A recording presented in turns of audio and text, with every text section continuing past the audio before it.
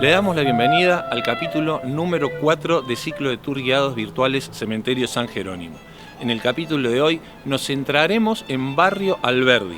Visitaremos La Piojera, el Club Atlético Belgrano y el Hospital Nacional de Clínicas. Y además conoceremos la historia del doctor Pedro Vela, de Juan Filloy y de Arturo Orgaz. Por supuesto, para el final, las costumbres funerarias.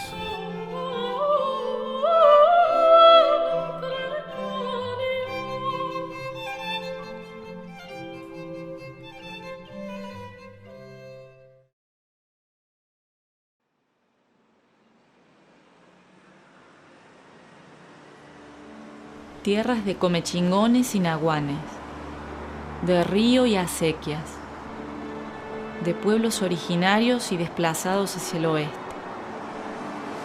Barrio Alberdi desde 1910, pero siempre para muchos el pueblito de la Toma. Calles que absorben e irradian cultura y arte.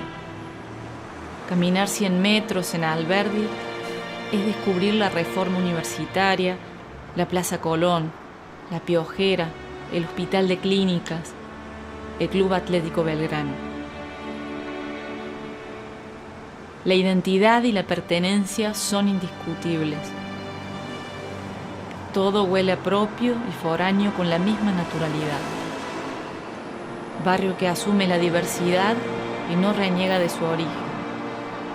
En Alberdi todo luce, todo nace y muere.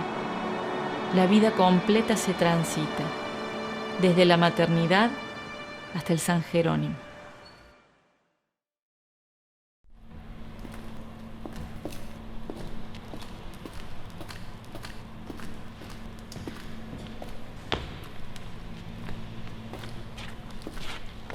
El 16 de octubre de 1929, bajo la gobernación de Emilio Olmos, queda inaugurado el Cine Moderno, al oeste de la ciudad, más precisamente sobre Avenida Colón 1561.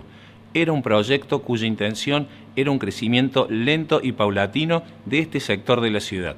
Y al igual que en otros barrios fundacionales de la ciudad, la idea de un cine propio atrajo la atención de los vecinos.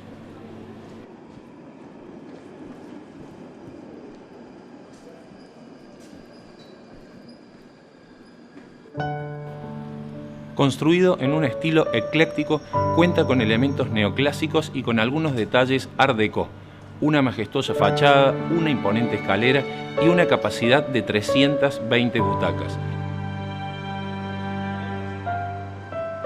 Las primeras películas que aquí se proyectaron fueron La Rosa de Shanghái y La Isla Misteriosa.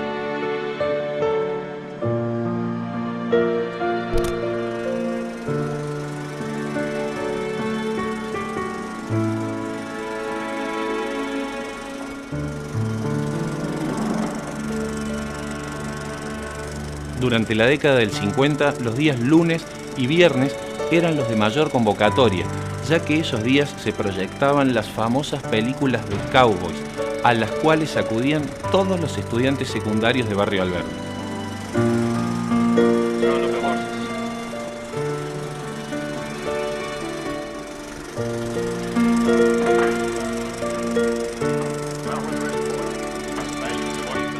La Piojera no solo concentraba la actividad cinematográfica, también era centro de la actividad teatral, y durante las semanas previas al Cordobazo de mayo de 1969 era punto de encuentro de gremios y estudiantes.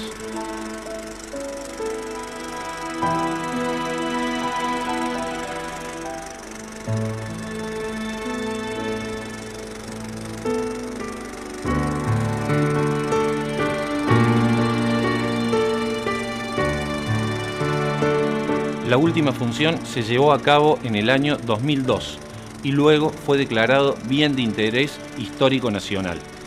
El 22 de marzo del año 2019, el Cine Teatro Moderno La Piojera reabrió sus puertas con un festival solidario y popular.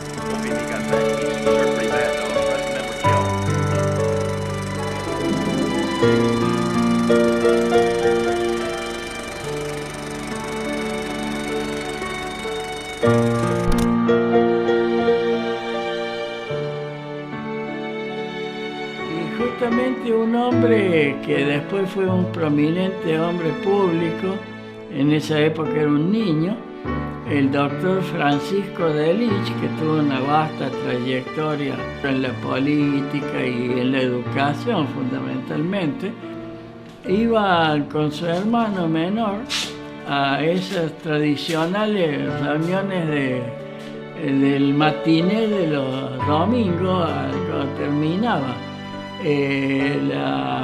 las dos películas, salían disparando todos los chicos para entrar a la cancha de Belgrano a ver el partido que jugaba de local nuestro club. Y había una situación muy curiosa en la casa cuando ellos llegaban, porque los padres, el padre y la madre, les revisaban la cabeza para ver si no traían piojos en la cabeza. Y ahí empezaba la disyuntiva entre el padre y la madre, porque el padre decía que los piojos los habían traído del cine, y la madre le decía, no, los traen de la cancha, dice, pues se mezclan ahí con la gente. Y Francisco Delitzsch le dice a sus padres, nosotros los podemos traer del cine, dice, porque nosotros somos los piojitos y el cine es la piojera. O sea que de ahí le quedó ese apodo que trascendió para los tiempos de la piojera.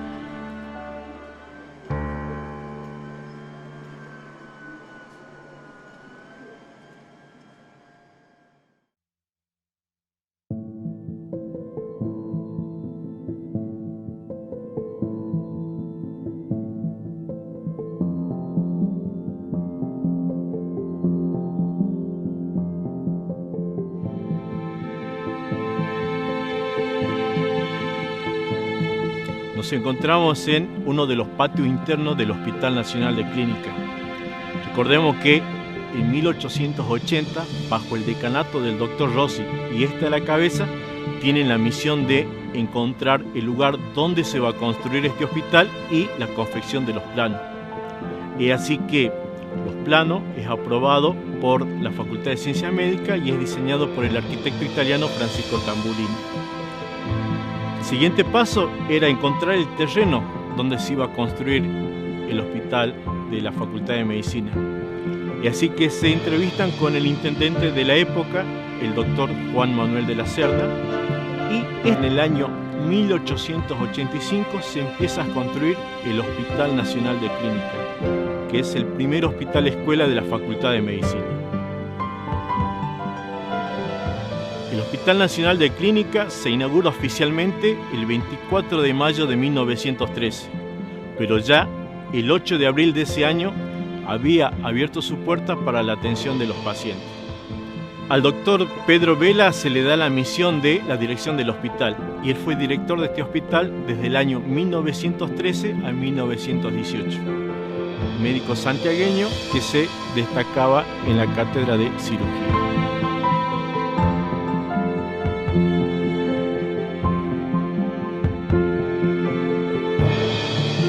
Dentro del predio del Hospital Nacional de Clínica se encuentran 3 museos de medicina y también tenemos el Museo en Ciencias de la Salud, al cual pertenecemos. Otra de las áreas importantes dentro de lo que es el predio del hospital, que abarca una superficie de 14.500 metros cuadrados, tenemos, por ejemplo, el pabellón que era de los militares. Hoy es cocina y la parte de ropería.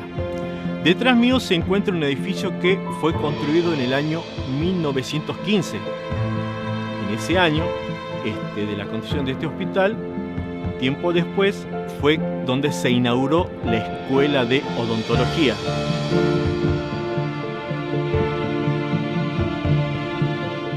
El hospital en la década de 1920 amplió su infraestructura debido a la gran demanda de pacientes y de estudiantes. Es así que en esos años se construyen las aulas 4, aula 5, aula menor y aula magna del hospital. Y también en algunos pabellones se construye un piso superior. En la década de 1980, plena época del proceso militar, la orden es demoler el Hospital Nacional de Clínica. porque no estaba en condiciones para la atención de los pacientes, es lo que decía el informe que presentan estos militares. Es así que demuelen 2 pabellones de 4 cuerpos. En el año 2006 se inaugura en ese espacio donde fueron demolidos estos pabellones el pabellón Ramón Carrillo. Y en el año 2016, en el extremo de este pabellón Ramón Carrillo, se inaugura la Guardia Central.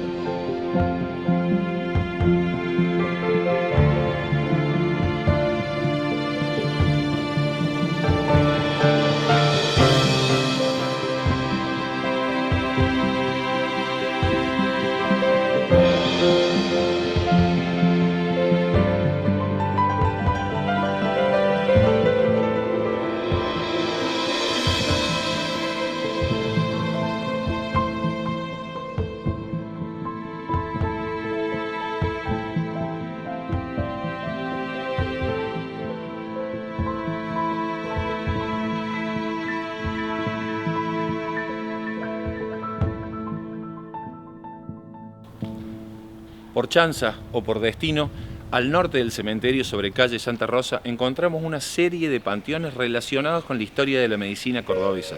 El doctor Pablo Mirici, el doctor Pedro Ezequiel Vivas y hoy hablaremos sobre el doctor Pedro Vela.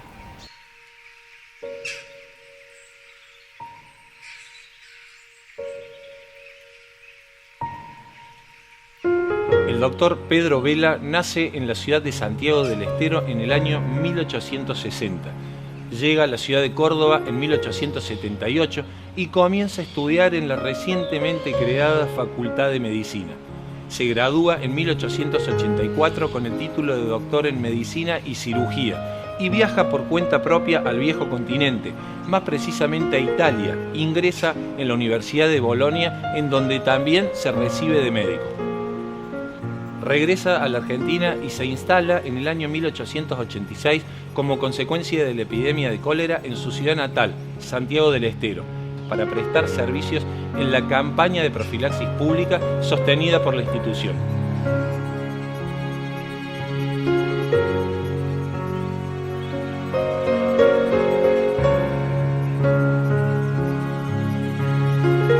Se incorpora como docente a la facultad en el año 1889 y desarrolla de manera interina la cátedra de Clínica Quirúrgica y Obstetricia. Y en el año 1890 es nombrado docente titular de dicha cátedra, cargo que ocupará hasta el momento de su jubilación. Funda la Escuela de Cirujanos, institución por la cual pasaron y se formaron médicos como Carlos Pizarro, Romagosa y el doctor Mirici. Y además es el encargado de llevar adelante la primera cirugía de apendicitis en nuestra ciudad. Instalado como el primer director del Hospital Nacional de Clínicas, es quien ordena los servicios y además implementa un estricto régimen disciplinario que le vale a la institución su crédito.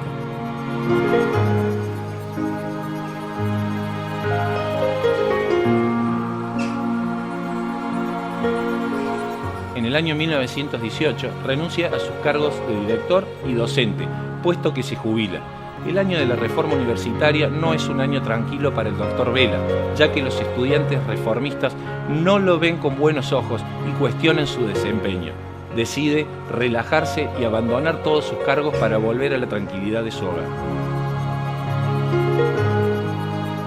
Ocupó distintos cargos políticos en la legislatura, primero como diputado y luego como senador en representación de distintos departamentos provinciales.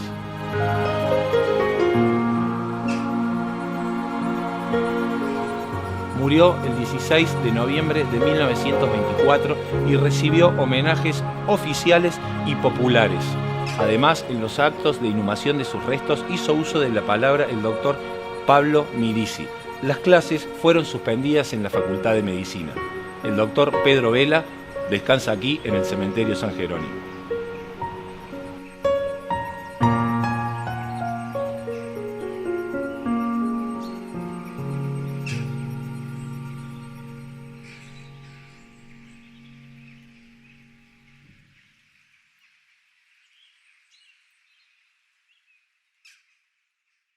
El Hospital Nacional de Clínicas ¿Qué significa para nosotros los vecinos? Más allá, mucho más allá de ser el símbolo por excelencia del servicio de medicina que prestan, para nosotros es el hospital amigo, el lugar donde sabemos que siempre podemos concurrir. Pero no solo eso, sino esa relación tan estrecha, tan linda que había entre el barrio y el hospital, porque había mucha gente que trabajaba en la clínica y que les conseguía algún medicamento para los vecinos, para la gente, fundamentalmente los que tenían menos recursos, ¿no? Le conseguían turnos, o sea, un vínculo mucho más estrecho, mucho más de amigos de la vida diaria. ¿Y quiénes eran los encargados de ir a buscar los medicamentos que conseguían? Éramos nosotros, los chicos del barrio. A lo mejor cuando era una persona anciana que vivía sola, un chico vecino iba hasta el hospital y le traía las cosas, ¿no? Y después ya cuando fuimos creciendo un poco más, es inolvidable estudiantina y clínica que recordarla nos sigue emocionando, ¿no?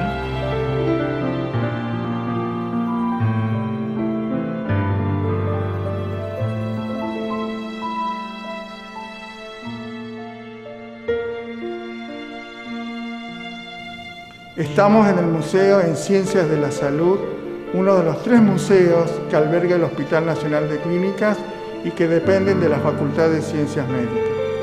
Un 24 de mayo del 2011 se crea este museo. Fue la fusión de 2 museos que existían anteriormente. Uno fue el Museo Historia de la Medicina, que funcionaba en el pabellón Argentina y fue creado en el año 1967. El otro, el Museo Histórico Nacional de Clínicas, creado en el año 1995. Hace 17 años que trabajo en este museo y estoy a cargo del área educativa. Cuando se pensó en la creación de este museo, se pensó en lo que es la salud. Y cuando quisimos contar la historia, empezamos con la historia de la creación de la Facultad de Ciencias Médicas y del Hospital Nacional de Clínicas. Cuando ustedes lo visiten, van a ver que el primer núcleo, donde se encuentran las fotos de los primeros egresados, el material didáctico que utilizaron los docentes, material que perteneció al doctor Pedro Vela cuando él viajó a doctorarse a Bolonia. Vamos a encontrar también el libro del primer reglamento, el libro del primer inventario que estuvo el Hospital Nacional de Clínica, como así también grandes maestros de la medicina cordobesa. Ernesto Romagosa, que fue secretario de Pedro Vela. El doctor Humberto Fracassi, que fue discípulo del doctor Pedro Arazarría. El doctor Juan Martín Allende. El doctor Humberto Dionisi. Humberto Dionisi crea el Instituto de Cáncer. También fue sobrino nieto del descubridor del aparato de Golgi. Otra de las vitrinas vamos a encontrar todo lo que se refiere a las parteras. Vamos a encontrar el primer libro de partera y también el primer libro de inscripto de la Escuela de Dentistas. Como ustedes saben, años más tarde se separa de la Escuela de Dentistas para hacer la Facultad de Odontología. Vamos a encontrar fotos de demolición del hospital, como así también algunas placas de la sala 4 y 6. Un autoclave, vamos a encontrar un quirófano y vamos a encontrar mobiliario que pertenecieron al Hospital Nacional de Clínica. Una de las obras más llamativas es el primer libro de admisión, cuando se abren las puertas a la comunidad el 8 de abril de 1913 y el primer paciente fue Juan Pérez, labrador y español.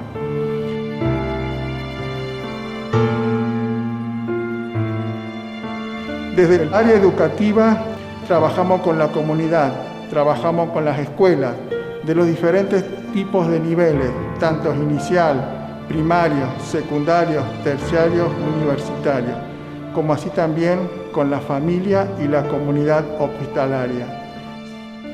También el museo trabaja con el Ministerio de Educación de la provincia de Córdoba, capacitando a los profesores y maestros en el uso didáctico que tiene el museo en ciencias de la salud.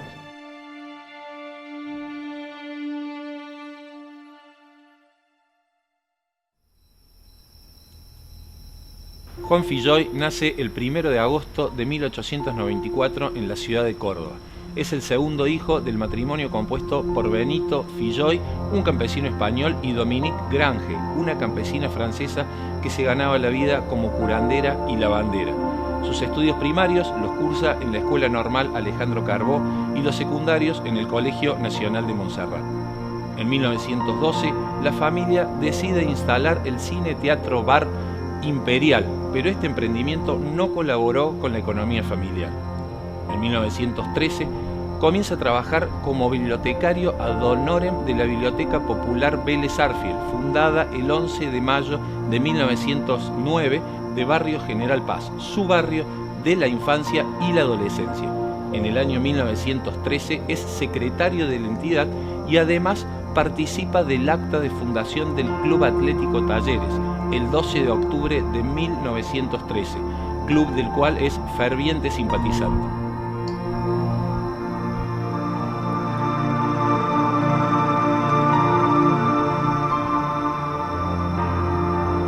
En el año 1918 tuvo una activa participación en la reforma universitaria, al mismo tiempo que trabajaba como dibujante y caricaturista.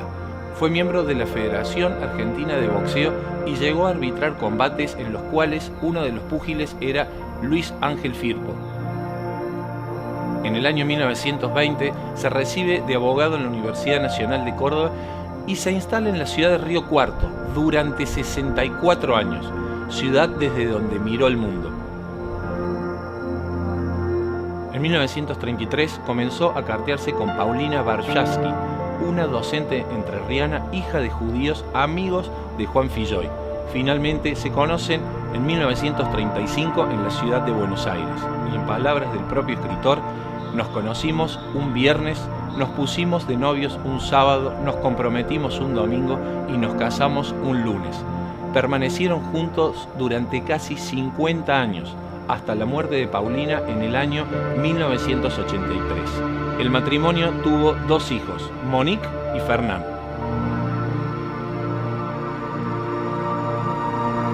Abogado, juez de cámara, traductor y escritor desaforado. De la poesía al ensayo, de la dramaturgia a ser campeón mundial del palíndromo. Esas frases que leídas al revés dicen exactamente lo mismo. Filloy era un hombre simple y sencillo, al que no le interesaba la fama. Sin embargo, cuando hablaba con algún colega o con un periodista, se le notaba enseguida el brillo del provocador. Con Jorge Luis Borges tenía un enfrentamiento particular, o quizás era al revés, palíndromos. Juan Filloy es uno de los escritores más prolíficos de la lengua española y de nuestro país. En su haber hay más de 8.000 palíndromos, lo que lo convierte en el escritor de la lengua española con mayor cantidad. Y además los megasonetos, 14 series de 14 sonetos.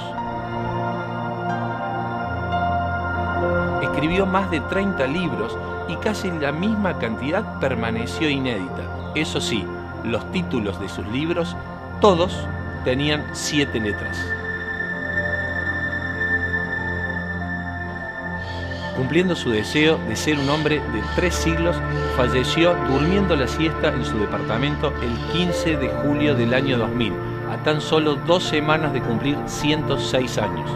A su despedida acudieron muchísimas personalidades de la cultura cordobesa y a fines de ese año la biblioteca de la Universidad de Río Cuarto pasó a llamarse Juan Filloy. Juan Filloy descansa aquí en el cementerio San Jerónimo.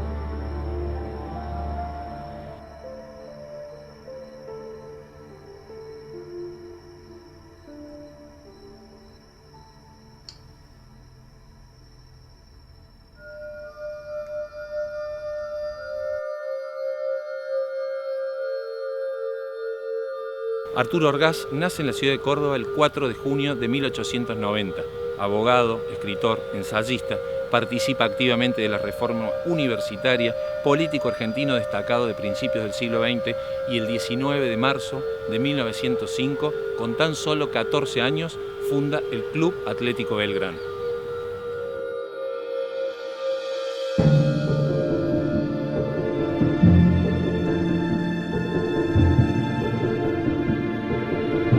Su relación con el club abarcó prácticamente todos los estamentos. Fue fundador, dirigente y jugador. La primera campaña del año 1905 lo tuvo como protagonista aquí, como back derecho. Además, el primer estamento del club es obra de su autoría.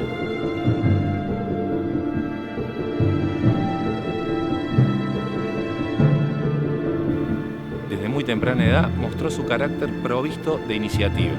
En el momento de fundar el Club Belgrano, los fondos de la casa de la familia Lascano era el punto de reunión en donde se juntaba la barra de amigos a jugar al fútbol.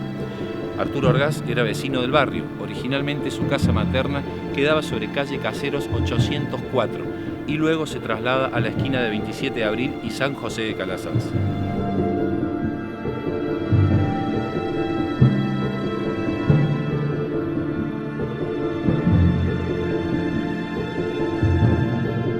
Posteriormente asumió funciones siempre relacionadas al deporte. Fue electo presidente de la Liga Cordobesa de Fútbol en 1924, cargo que ocupó ininterrumpidamente por 5 periodos.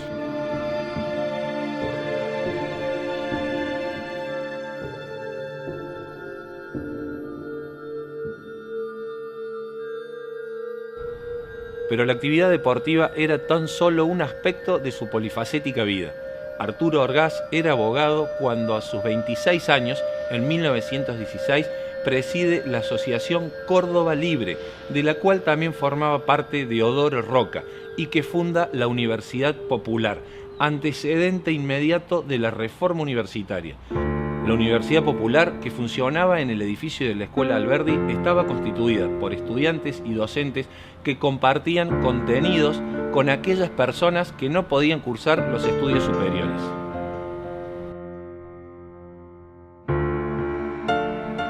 Durante casi 30 años, entre 1917 y 1946, fue docente en la Universidad Nacional de Córdoba de la Cátedra de Introducción al Derecho y las Ciencias Sociales y en el Colegio Nacional de Montserrat de la materia Instrucción Cívica. Como funcionario judicial, al adherir a la reforma universitaria, fue amonestado por el Tribunal Superior de Justicia. Renunció inmediatamente y afirmó: «He tenido la sorpresa de conocer mi delito, es que pienso libremente y defiendo la justicia».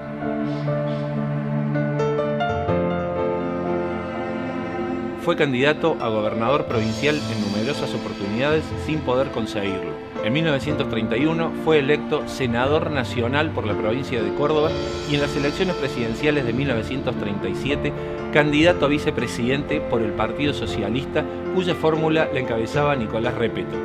En 1953 es detenido en la localidad de Las Heras, provincia de Córdoba, por estar sospechado de participar de un acto terrorista en contra de un acto peronista en Plaza de Mayo el 15 de abril de 1953, que dejó un saldo de 6 muertos y más de 100 heridos. Falleció el 16 de agosto de 1955 y los estudiantes reformistas fueron quienes, por más de 20 cuadras, acompañaron y llevaron a pulso el féretro. Arturo Orgaz descansa aquí en el cementerio San Jerónimo. Muy joven, tenía un adolescente, digamos, tenía 17 años en ese momento, y se reunió un grupo de muchachos no mucho más grandes que yo, donde estaba, entre otros, que fue el primer secretario de acta, el que redactó el acta de fundación de la barra, Abel Zoncar González se llamaba, y él fue el encargado de redactar el acta de fundación. Y como estábamos en Barrio Alberdi, tenía que ser dentro de un bar, indudablemente, porque, como decía otro hincha emblemático de Belgrano, él tenía contabilizado la cantidad de bares que había en el barrio, desde la Plaza Colón hasta la calle Arturo Orgaz. Decía que había 42 bares. y en uno de esos 42, que se llamaba Cingarelli, estaba ubicado frente al Gigante de Alberdi, en la calle Arturo Orgaz 431, un bar de esos tan tradicionales en Alberdi, esos bares que íbamos antes de entrar a la cancha y después para festejar la victoria o calmar un poco los nervios de la derrota, ¿no? Siempre había motivo para ir al bar. Ahí se juntó un grupo de jóvenes, prácticamente todos, que habían venido de acompañar las instancias finales de lo que se llamaba el Campeonato Regional de 1968, que se jugaba prácticamente desde julio hasta septiembre, y ahí clasificaba equipos del interior para ir a jugar los nacionales de aquella época, que venían los monstruos sagrados de Buenos Aires a juntarse con los provincianos del interior profundo de nuestro país. Y a Huracán de Corrientes había que enfrentar el primer partido de visitante y el segundo de local. Y estábamos más o menos al comienzo del mes de julio del año 68. Y cruzaban ellos en una de esas tradicionales barcas que surcaban el Paraná. Iban saltando, gritando y cantando como corresponde a una buena hinchada de Belgrano. Y el capitán de la barca le dice: muchachos, si siguen saltando nos hundimos todos y no vamos a llegar a Corrientes.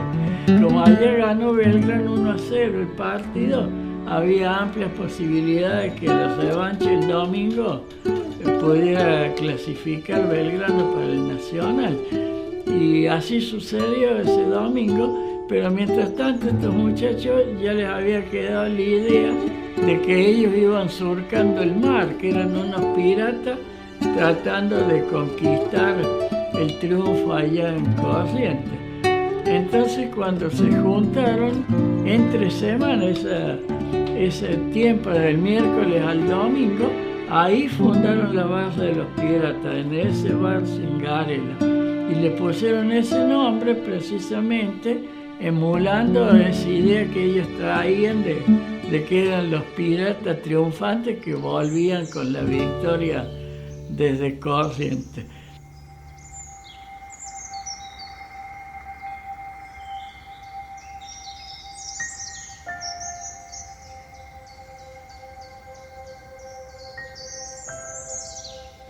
¿Sabes una cosa, Celeste?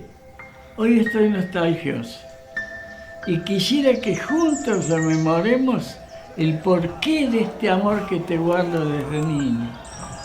Corrí el año 1958, cuando mi padre me llevó por primera vez hacia tu estadio.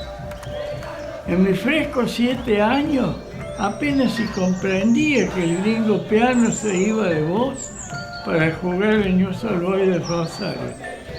Y casi que no podía entender las lágrimas de ese hombre rubio al calzarse por última vez tu camiseta. Desde ahí, para siempre, quedé siendo hincha de Belgrano. Fueron pasando los años, dirigentes, jugadores, esperanzas, ilusiones. Porque son mi barrio, porque son mi gente. Tal vez nos volvamos a encontrar en cualquier momento, todos los momentos, en la esquina de Colón y Orgaz. Volveremos a agitar nuestra bandera. Por más que hayan pasado los años, te sigo queriendo igual. Porque me traes la memoria y el recuerdo de mi madre, de mi padre, de mis amigos. Y esta noche podríamos gritarle al mundo que hoy más que nunca está parado y despierto el gigante cordobés.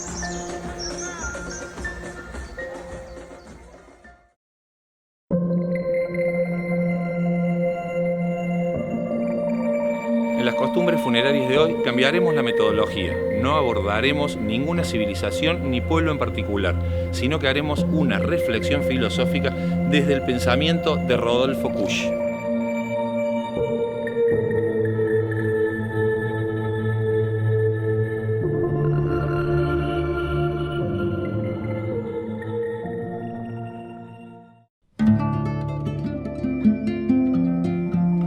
En el altiplano, la muerte es un episodio que cada uno debe resolver personalmente. Hay allá un sentido de la muerte que difiere del nuestro. Entre nosotros es un episodio ingrato.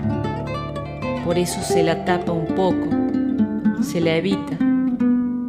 Se diría que la ciudad fue hecha para vencerla. Se ama, se estudia, se construye en ella para siempre. La ciudad supera el tiempo. En el ámbito quichua se piensa de otra manera. Eternidad se dice en quichua huiñay y se la suele representar como un árbol. Pero no significa lo mismo. La eternidad para el indígena se gasta y puede cesar en algún momento. Nada en el fondo es eterno. Él no es dueño del mundo, sino que el mundo es dueño de él.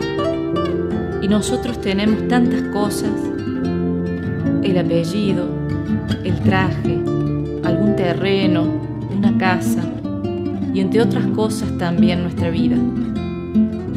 Por eso la vergüenza de morir, porque es como un hurto que nos hacen de algo de lo cual somos propietarios. ¿Y al indio qué le pueden robar si nada tiene, ni aun su propia vida?